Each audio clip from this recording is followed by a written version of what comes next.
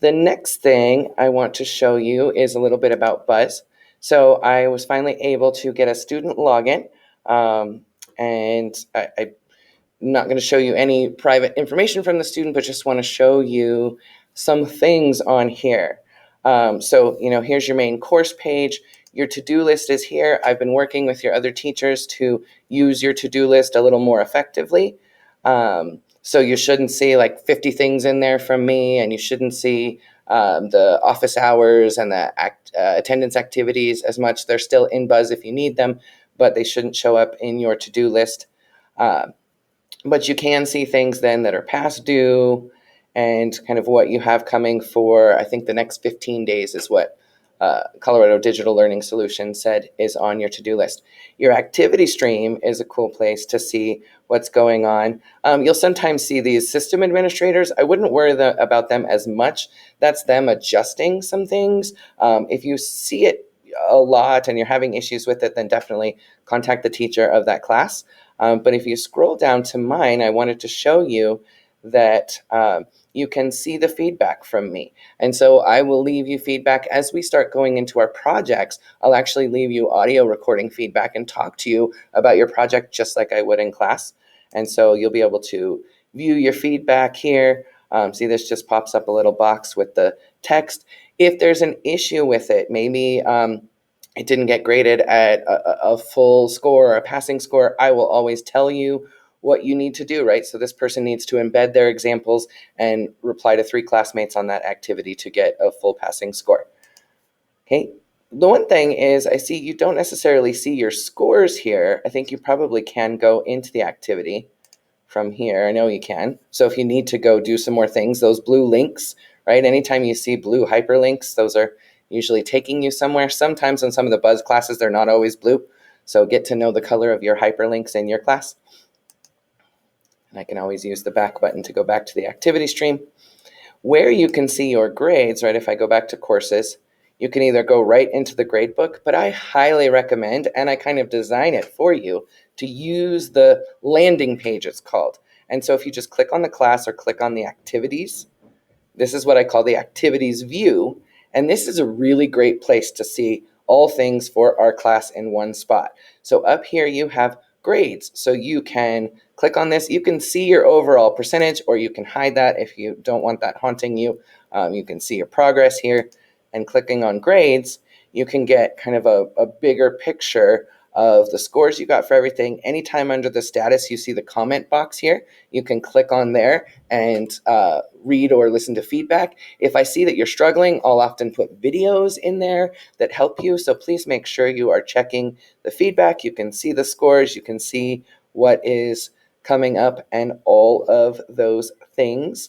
And you can look at it in either grading categories or in syllabus order. And the syllabus order is kind of the timing that we're going to do things in.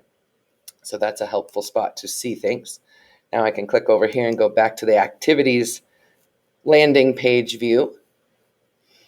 And do make sure, some of these have specific instructions like, to reply to 3 classmates. And so it won't be complete and passing until you follow all the directions. So make sure that you're reading the directions, following them, and asking if it's not clear, right? I am so accessible to you guys. Here on our landing page, right, if you scroll down, I did add the general slides that are also on my teacher page. That way you can see right there on the Buzz landing page for our class if there's anything different with our schedule.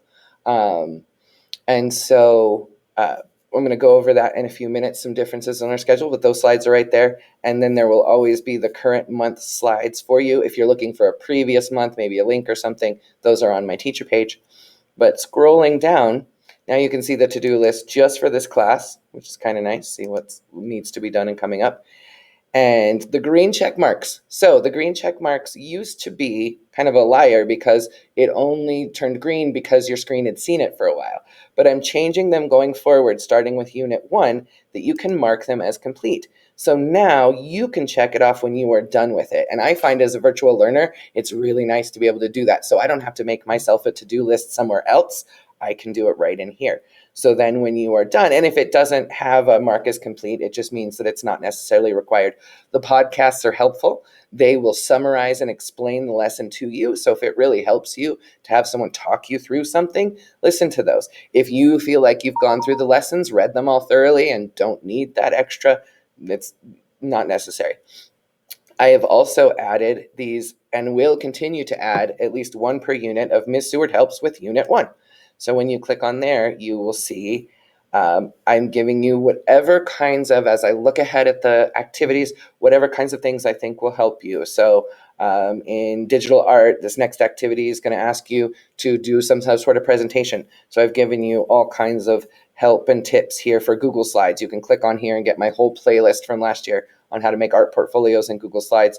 This is a great tip in here, how to split your screen on a Chromebook. So if you're working in two different programs, like you're reading directions on Buzz and trying to get your Coder Z account set up, or some other website, you can split your screen. That was a viral video I made last year.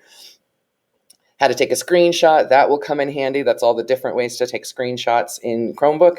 You will be asked to do that. And then how to organize and submit your work in Google Docs if you prefer to use that. So if it is a mark as complete activity, then you will see, let me show you one that has one. Then you will see a spot to mark as complete when you are done, right down here. So if it's not done, you get to mark it. And if it is done, it'll say activities complete and give you that green check mark. So Unit 1 going forward for both classes, you'll be able to use those green check marks to know where you are at and to help keep you on track.